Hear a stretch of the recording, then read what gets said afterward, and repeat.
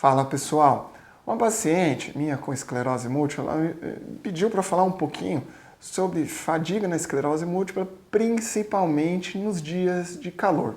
Por que que acontece isso? Ela falou que quando está quente, ela fica incapacitada, não consegue fazer as atividades do dia a dia. E quando ela sai do calor, vai no ar-condicionado, por exemplo, no serviço dela, ela melhora. Por incrível que pareça, ela trabalhando melhora desse quadro de fadiga. E ela falou, doutor, por que acontece isso comigo? Grava um vídeo para mim. Já falei, o desejo de vocês é uma ordem. Então vamos lá, vamos falar o que acontece. Então, como que funciona normalmente o nosso neurônio, tá? Ele é um fio, tá? Que seria o fio de cobre, que seria o axônio, revestido por uma camada que é chamada de mielina, que seria o plástico ao redor do cobre, ok? Em certos pontos desse fio, nós temos como que eu posso dizer, não tem o plastiquinho ali, tá? Que são chamados os nódulos de Ranvier. Então, o impulso nervoso é um fio mesmo. Quando eu passo energia elétrica de um neurônio para o outro, como que ele é transmitido para esse neurônio? Ele não percorre o neurônio de maneira linear, ele percorre de maneira saltatória. Então, nosso impulso nervoso, ele é de maneira saltatória pelos nódulos que a gente chama de nódulos de Ranvier. Isso é o normal. Então, ao invés de correr, ele salta. Então, fica mais rápido esse impulso nervoso, ok? Tá? Então, fica mais rápido. Quando eu penso, rapidamente já chega no neurônio motor e eu já consigo fazer o movimento precoce. Por quê? O impulso é saltatório, através dos nódulos de Ranvier, ok? A esclerose múltipla, como já disse para vocês aqui em vários vídeos, ela é uma doença autoimune desminimizante. Então o que acontece? Eu desencapo o neurônio, eu machuco essa bainha de mielina. Então, na hora que o estímulo vem, ele não consegue saltar, porque aquela bainha de mielina está ruim, então ela acaba passando reto. Tá? Então ele acaba passando reto e o estímulo elétrico fica mais lento. Okay? Então isso é um ponto que acontece. Então o paciente já fica um pouco mais devagar o estímulo. Então tem pacientes que falam, doutor, eu preciso muito pensar para fazer um movimento, me cansa mais, é mais cansativo do que era antes, entendeu? Então por quê? Porque ocorreu a desminimização e esse impulso já fica mais devagar, tá bom? Tem um negócio que a gente chama de fenômeno de Uthoff.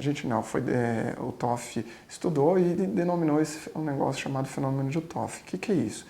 Isso acontece normalmente com as pessoas, tá? Então, um dia muito quente, ou quando a gente tem uma febre que aumenta a temperatura corporal acima de 0,5 graus, esse impulso saltatório ele começa a ficar mais lento. Isso é normal. Então, vocês, tá? Pessoas que não têm esclerose múltipla, quando está num dia muito quente, a gente fica mais lento, mais devagar, fica com aquela leseira, tá? Não quer fazer muitas coisas, aquela preguiça. Por quê? Nossa temperatura, eu não estou falando que está com febre, mas o normal, às vezes a temperatura é 36, 36,2, ela foi para 36,7, a pessoa não está com febre, mas houve um aumento da temperatura corporal, o impulso nervoso ele fica mais lento para passar. Ok? Isso é o que a gente chama de fisiológico, é normal, tá? Num paciente com esclerose múltipla, como eu disse, a bainha de mielina está machucada, então ela já tem dificuldade para passar, tá? Ele não vai naquele estímulo saltatório tão bom. É um salto, mas é um salto ruim, que um pouquinho vai pelo salto e outro vai correndo, tá? Porque a bainha de mielina está machucada. Se eu aumento a temperatura em 0,5 graus corporal, isso fica mais lento ainda, fazendo esse quadro que a gente chama de fadiga, tá? Então o paciente fica fadigado, fica com dificuldade para fazer suas atividades, o raciocínio de novo fica mais lento, ela vai fazer alguma coisa, demora um pouco mais, tem que exigir um esforço maior para fazer essa atividade, tá?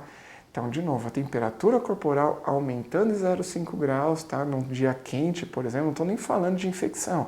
A infecção também faz isso, que é o fenômeno de Uthoff.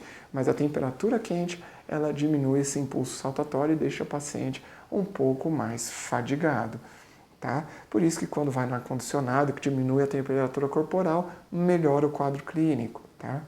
Então, uma das explicações da fadiga num quadro de calor intenso é essa. É o fenômeno de Uthoff que diminui o impulso saltatório, deixa mais lento a condução nervosa. Tá? Tratamento para isso, como eu já disse, diminuir a temperatura corporal é bom. Ar-condicionado, tá? Ah, doutor, mas eu não tenho ar-condicionado, é difícil, tá? Beber muita água, tá? Água fresca, isso ajuda bastante. Usar roupas confortáveis também, principalmente em dias quentes, tá? Tem hoje, aqui no Brasil eu não sei, eu acredito que não tenha, mas dá para importar pela Amazon e deve ter também esses sites chineses, Shopee, que são as roupas, como que eles chamam? Para esfriar o corpo, tá? Então você consegue colocar gelo nessas coletes, então consegue diminuir a temperatura corporal. Também isso ajuda.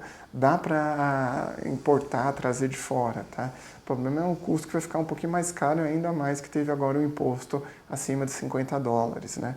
Então isso vai encarecer um pouquinho mais. Mas ok. Além disso, também na China tinha uma empresa que estava produzindo um ar-condicionado portátil, tá? Que durava, que se eu não me engano, a bateria 8 horas. Então a pessoa pendura, tá? Como se fosse um cordão pequenininho e aquilo ajuda a esfriar o corpo. Também é interessante. Isso mostrou pequenas empresas, grandes negócios da Globo.